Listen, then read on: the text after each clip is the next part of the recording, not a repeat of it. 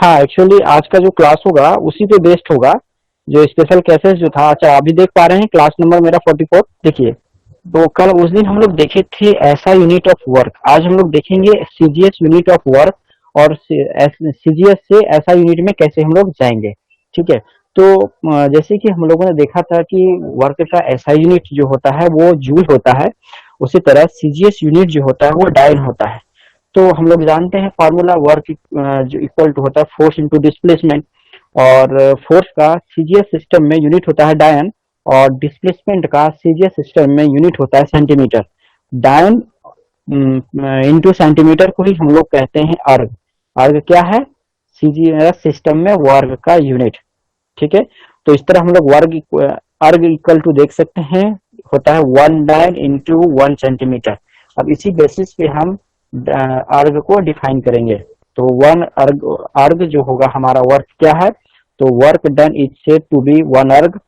1 dyne force displaces the body through 1 centimetre is its one direction. अगर कोई 1 डायन का फोर्स किसी ऑब्जेक्ट को, वन ऑब्जेक्ट में 1 सेंटीमीटर का डिस्प्लेसमेंट ला देता है उसी डायरेक्शन में जिस डायरेक्शन में फोर्स अप्लाई हुआ, तो हम लोग कहेंगे कि वर्क जो हुआ है हमारा वन अर्ग वर्क हुआ है। ठीक है। तो ये समझ गए हैं कि वन अर्ग वर्क क्या होता है। अगला चीज है रिलेशन बिटवीन जूल एंड अर्ग। जूल और अर्ग के बीच में रिलेशन। तो इसको हम लोग काफी इजी से डिफाइन कर सकते हैं कि पिछला क्लास में भी हम लोगों ने जूल को डिफाइन किया था कि अगर 1 न्यूटन फोर्स किसी ऑब्जेक्ट पे या किसी बॉडी पे अप्लाई होता है और अगर 1 मीटर का डिस्प्लेसमेंट आ जाता है बॉडी में, तो हम लोग कहेंगे कि 1 जूल वर्क डन हुआ। तो 1 joule work done equal to हम लोग जानते हैं 1 न्यूटन इंटू 1 मीटर। अब 1 न्यूटन तो ये 1 जूल इक्वल टू 10⁻⁷ अर्ग।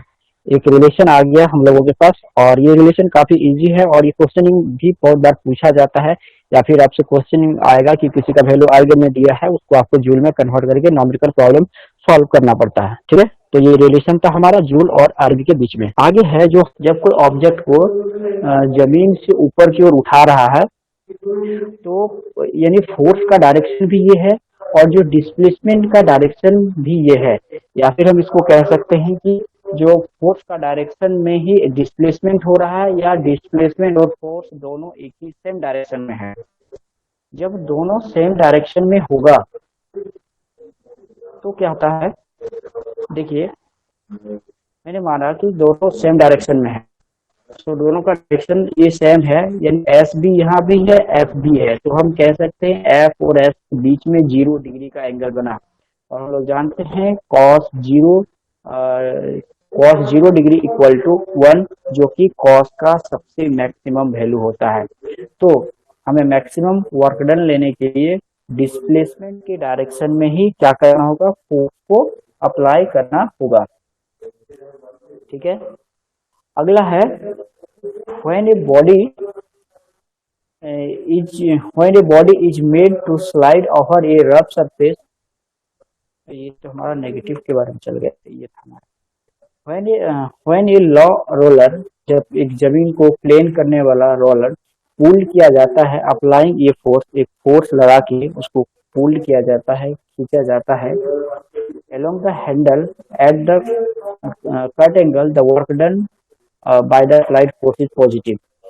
कि ये जो रोलर है, ये वाला जो यहाँ से खींचा जाता है, इसका अगर मैं एक डायग्राम ड्रॉ करूंगा, ये अगर हमारा सरफेस है, ये अगर सपोज कीजिए ये हमारा रोलर है।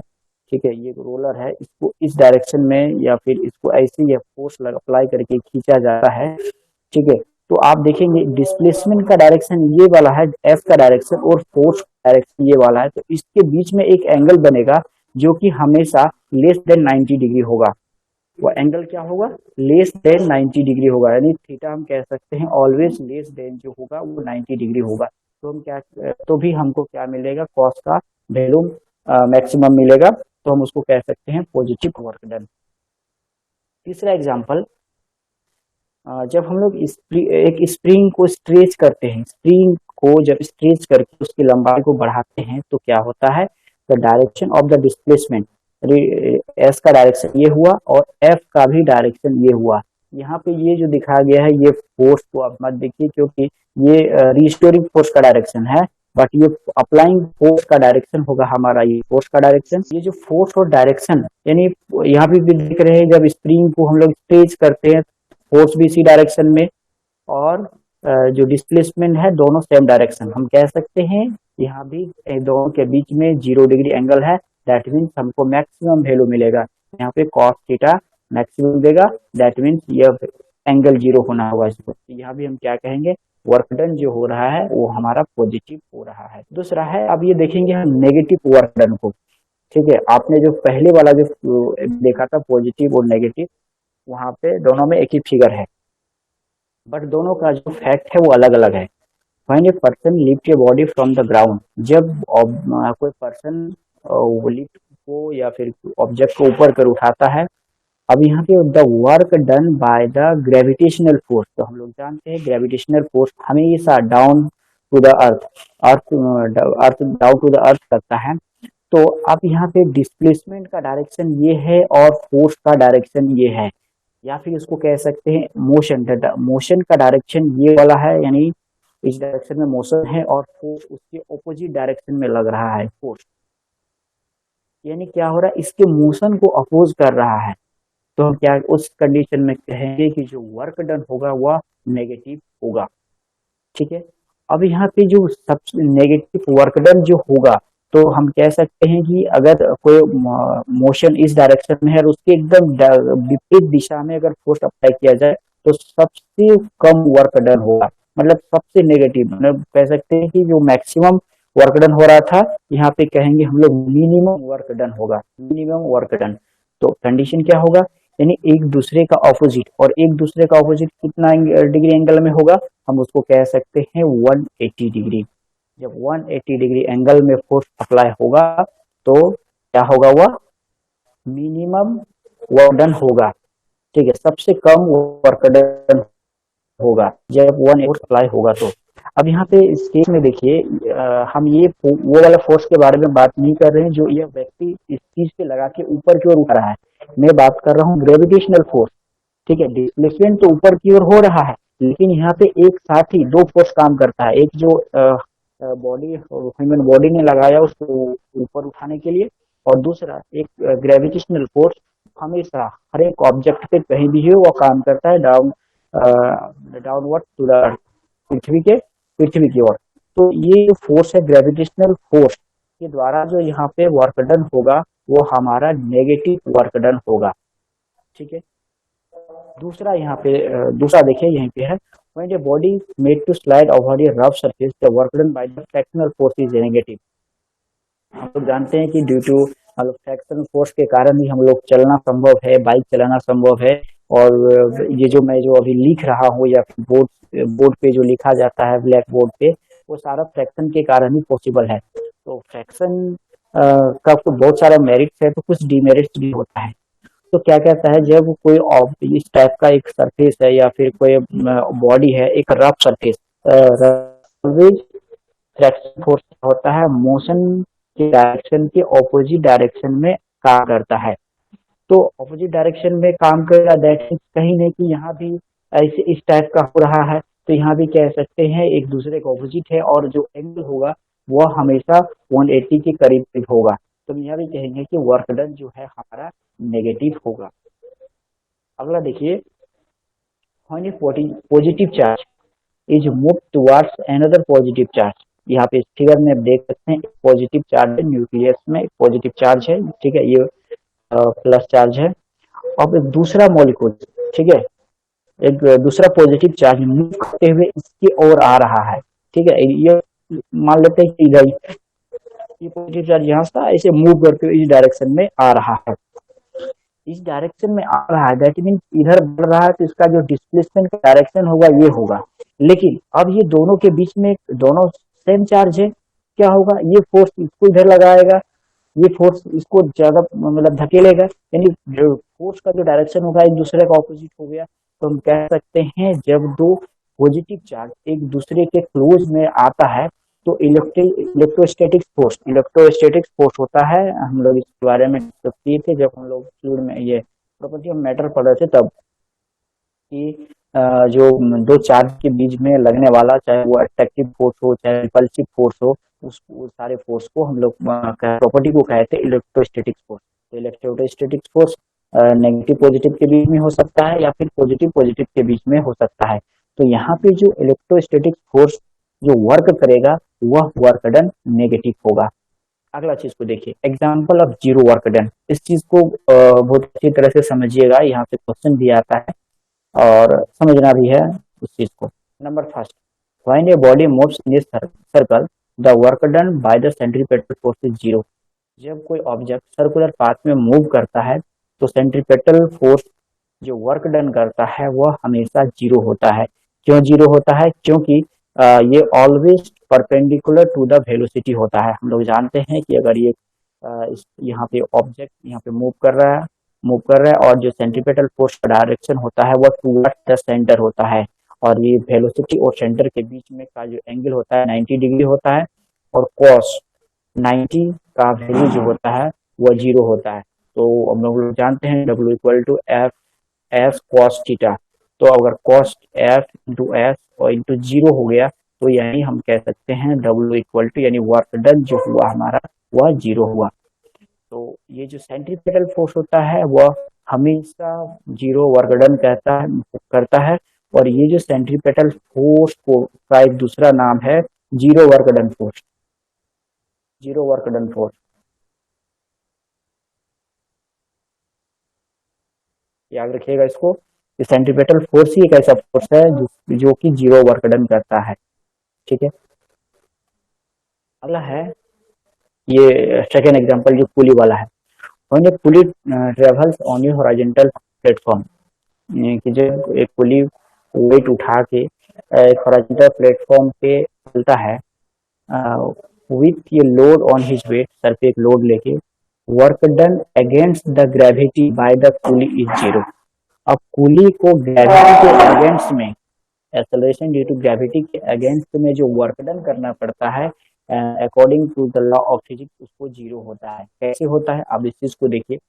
अगर हम लोग देखते हैं कि अगर ये पुली है तो ये इस टाइप पे इस सरफेस में जाएगा, ये इसका डिस्प्लेसमेंट का डायरेक्शन हो जाएगा, और एक्सेलरेशन ड्यू टू ग्रेविटी का direction always towards the centre यानी अर्थ की ओर होगा, यानी एफ जी। ये हम कहते हैं कि सेंटर ग्रेविटी फोर्स। तो ये दोनों के बीच का भी डायरेक्ट जो एंगल होगा वो 90 डिग्री होगा, और 90 डिग्री जहाँ पे आ गया दैट मीन्स हम कहेंगे वह फोर्स, जो भी कोई फोर्स है वह उसका जो उसके द्वारा किया गया वर्क डन जो होगा वह जीरो होगा। अगला फंडा समझिए, when a person try to displace a wall और heavy stone by applying force. जब कोई पर्सन, ठीक है, एक हैवी स्टोन को या फिर एक वॉल को डिस्प्लेस करना चाहता है तो इट डज नॉट मूव, वह मूव नहीं करता, that means displacement equal to zero. अब जो हम लोग फॉर्मूला जानते हैं work equal to force into F S cos theta, अब यहाँ पे ये एस जो है वो जीरो हो गया। अगर इसमें तीनों से कोई भी एक जीरो, दैट मीन्स क्या होगा, work done equal to zero. तो यहाँ पे हम कहेंगे वर्क डन जीरो हुआ।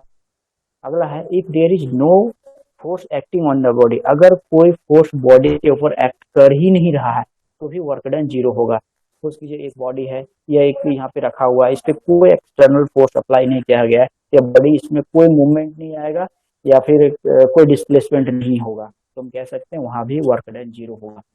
ठीक है, तो हमने किन क्या क्या देखा, वर्क डन जीरो कब होगा, जब फोर्स यानी एफ और एस के बीच का जो एंगल होगा वो 90 डिग्री हो जाएगा। ठीक है, तो क्या होगा, वर्क डन जीरो होगा। दूसरा क्या देखा, जब displacement S equal to zero then work done equal to also zero. तीसरा क्या है, अगर एफ इक्वल टू जीरो यानी कोई फोर्स अगर सिस्टम पे काम नहीं कर रहा है वहां भी work done equal to zero होगा।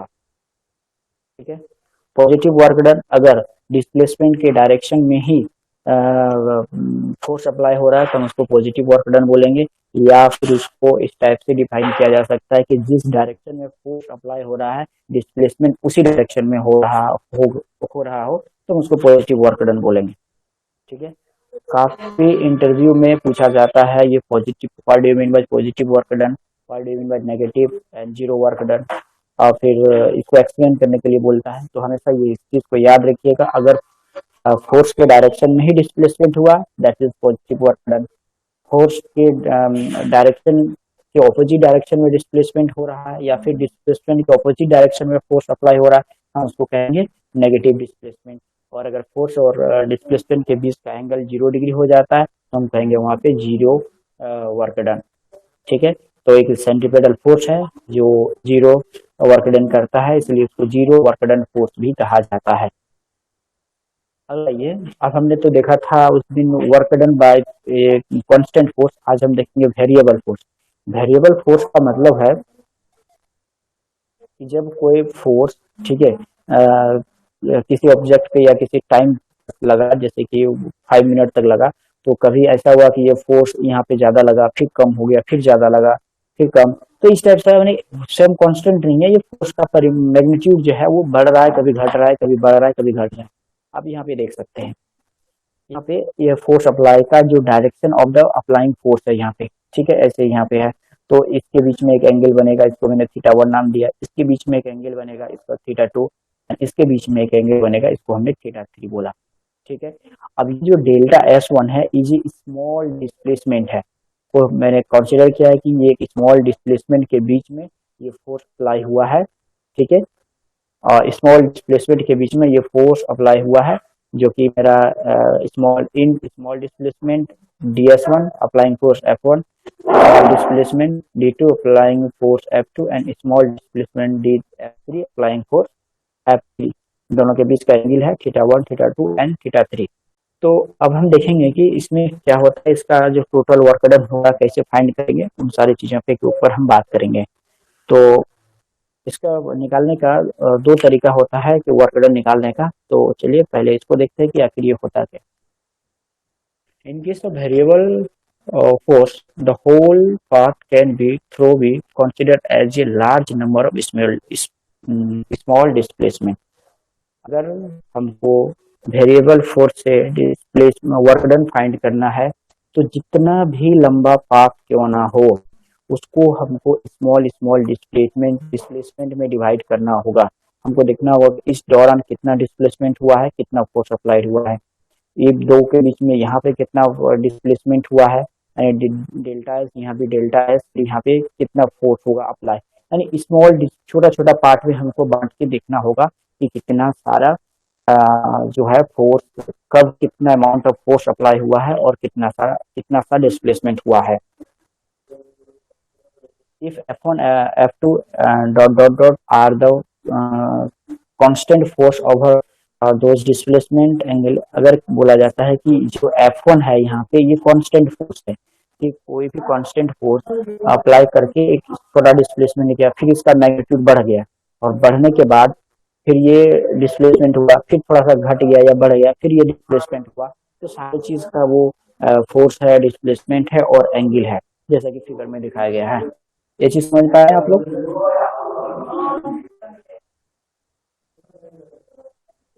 हेलो,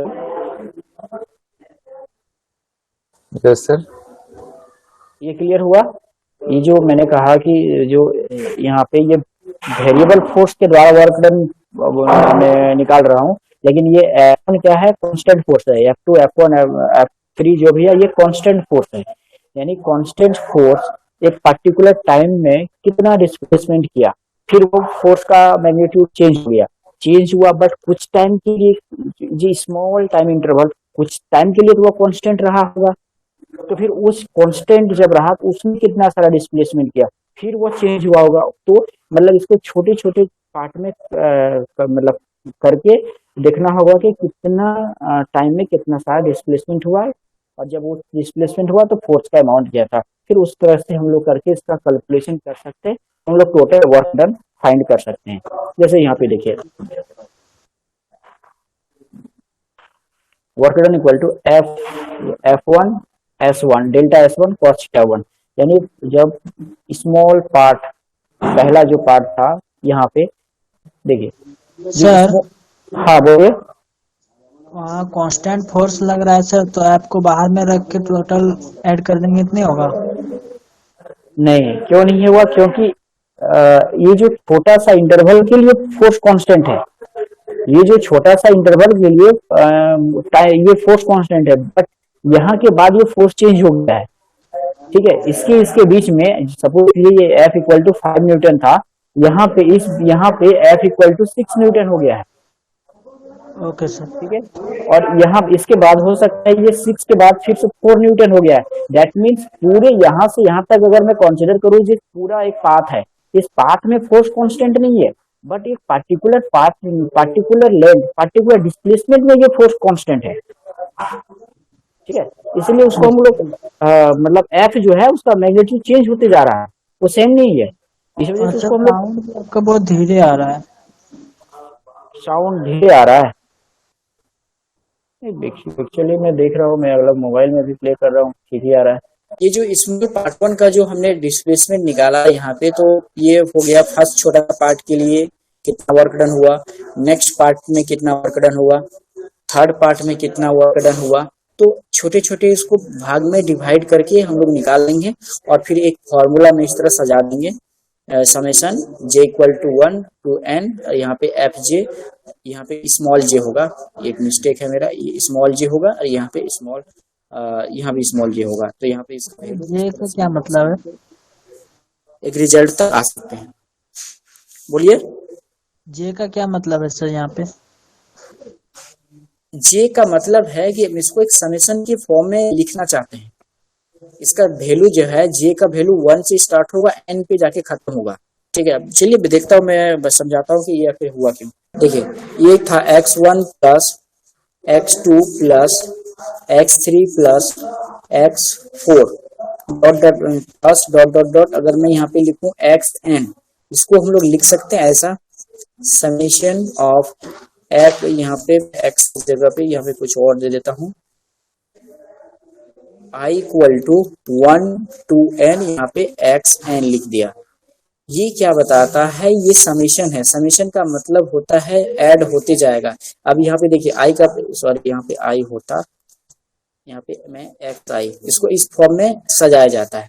अब इसका मतलब है xi के में ये x equal to i equal to 1 से n तक वैल्यू पुट करना है, तब तक ऐड करते जाना है जब तक n ना आ जाए। यानी इसको लिख सकते हैं, x का वैल्यू जब यहाँ पे i इक्वल टू 1 रखा तो x1 आ गया, फिर ये समेशन का मतलब हुआ प्लस, फिर ये x का वैल्यू जब मैं बढ़ाया 2 रखा, फिर ये समेशन का मतलब प्लस, ऐसे ऐसे डॉट डॉट डॉट कहाँ तक ऐड करना होगा, xn। इसका मतलब ये होता है। तो इसीलिए हमें यहाँ पे इसको इस फॉर्म में यूज किया है, ताकि इसको छोटा करने के लिए। ठीक है, यानी j इक्वल टू, यदि यहाँ पे 1 अगर लिखना है, अगर j इक्वल टू 1 रखें तो ये आ जाएगा f1 डेल्टा s1 और cos थीटा 1। फिर दूसरा अगर करें तो आ जाएगा, यहाँ पे जैसे ही j का वैल्यू 2 रखेंगे तो ये आ जाएगा f2 delta s2 cos theta 2। यानी ये पूरा का समेशन है, पूरा का योग है, इसका योगफल है, एक फॉर्मूला के रूप में हम उसको लिख लिए। ठीक है,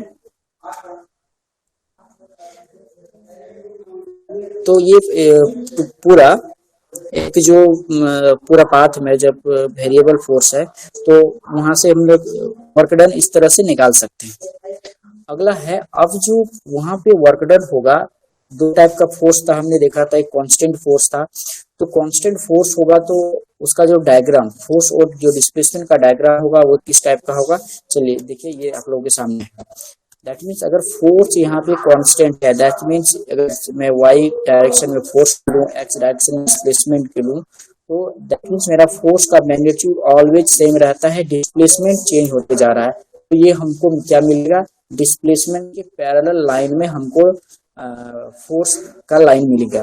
तो ये हो गया हमारा फोर्स और डिस्प्लेसमेंट का डायग्राम। ये हुआ फोर्स और डिस्प्लेसमेंट का डायग्राम, जब फोर्स कैसा हो, कांस्टेंट हो। अगला है वेरिएबल फोर्स के लिए। वेरिएबल फोर्स के लिए वो समझे हैं तो यहाँ पे क्या होता है, यहाँ पे एक फोर्स का वैल्यू है, फिर ये बढ़ता है, यहाँ पे और बढ़ा, यहाँ पे और बढ़ता है, यहाँ पे बढ़ा और यहाँ पे फिर कम हो गया। तो हम कह सकते हैं डिस्प्लेसमेंट यहाँ से यहाँ 0 से यहाँ तक हो गया हमारा डिस्प्लेसमेंट। ये डिस्प्लेसमेंट हो गया। बट यहाँ पे देख सकते हैं ये फोर्स जो है वो वेरिएबल है, ये फोर्स क्या है, वेरिएबल है। इसका अगर हमको वर्क डन निकालना है कि ये जो ये फोर्स के थ्रू से वर्क डन कैसे निकलेगा, इसका दूसरा भी तरीका ये है कि ये जो जितना शेडो भाग है, शेडो भाग का जो एरिया होगा वही वर्क डन होगा, ठीक है। तो अब यहाँ से इसका एरिया निकालने के लिए हमको इसको अकॉर्डिंग टू द मैथमेटिक्स इसको छोटे छोटे पार्ट में निकाल के रेक्टेंगुलर के फॉर्म में या फिर जिस शेप में आएगा उस शेप में उसका एरिया निकाल लेंगे तो हमारा वर्क डन आ जाएगा, ठीक है। ये तरीका है वर्क डन फाइंड करने का। यहाँ भी कांस्टेंट फोर्स के केस में भी वही होगा। ये जो एरिया है, ये जो area enclosed by the force and displacement graph, ये हमें देगा वर्क डन।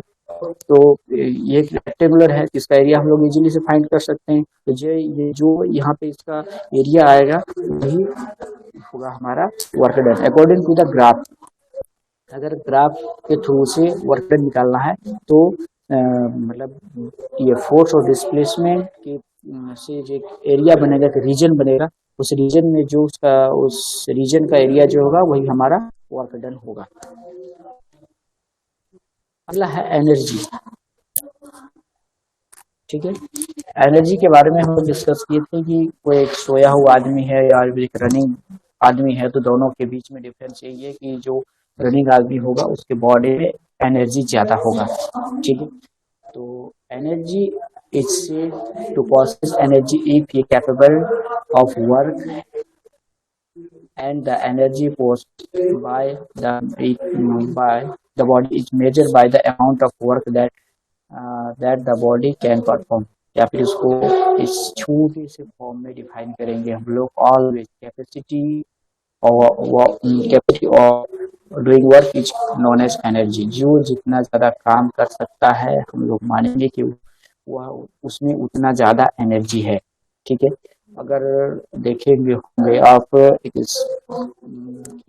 पहले यूज होता था,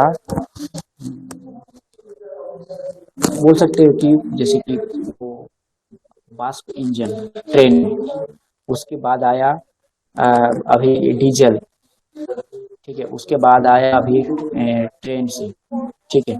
तो ये वेरिएशन आया है, चेंजेस आया है, इसलिए क्योंकि यहाँ से वेपर से ज़्यादा कंफर्टेबल या फिर ज़्यादा एनर्जी, कम कॉस्ट में ज़्यादा एनर्जी मिल गया डीजल से, तो ये इसलिए यहाँ पे डीजल आया। डीजल से कम कॉस्ट में इलेक्ट्रिक से एनर्जी मिल गया तो यहाँ पे इलेक्ट्रिक को लाया गया, ठीक है। दैट मीन्स हम कह सकते हैं जिसमें जितना ज़्यादा एनर्जी होगा वह उतना ही वर्क या फिर वर्क डन या फिर काम या परफॉर्म करेगा। हम कह देखिए अगर एक छोटा सा अगर यहाँ पे अगर सोर्स दैट मीन्स यहाँ पे हीट का, ठीक है, छोटा सा हो और एक बड़ा सा हो, ठीक है, ये दोनों से हीट जनरेट हो रहा है, सोर्स ऑफ हीट हो, तो हम लोग जानते हैं यह ज्यादा आग देगा, ज्यादा उष्मा, ज्यादा हीट देगा इसके कंपेयर में, ठीक है। तो हम क्या उसमें हम क्या बोलेंगे, जिसके पास ज्यादा एनर्जी है इसके कंपेयर में, ठीक है। Like work energy is also a scalar quantity, work की तरह ये भी स्केलर क्वांटिटी है और हैविंग डायमेंशन इसका भी सेम होगा। वर्क के जो वर्क का डायमेंशन है वही एनर्जी का भी डायमेंशन होगा, ठीक है। इसको इस तरह भी कह सकते हैं energy store in a body, एक बॉडी में कितना एनर्जी स्टोर है उसको हम कह सकते हैं इसका एनर्जी, ठीक है। अब देखिए यूनिट ऑफ एनर्जी, जैसे कि हम लोग देखें कि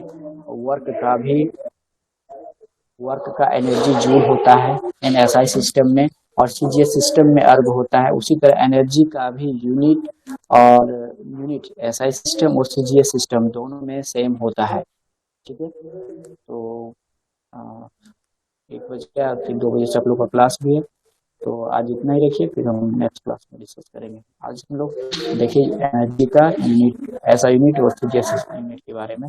और आज का क्लास में काफ़ी डिस्टर्ब हुआ है, इसके लिए मुझे बहुत खेद है। और मैं ये पीपीटी आप लोगों के साथ शेयर कर देता हूँ, आप लोग देख लीजिएगा और जो डाउट हो आप मेरे साथ next, thank you all of you.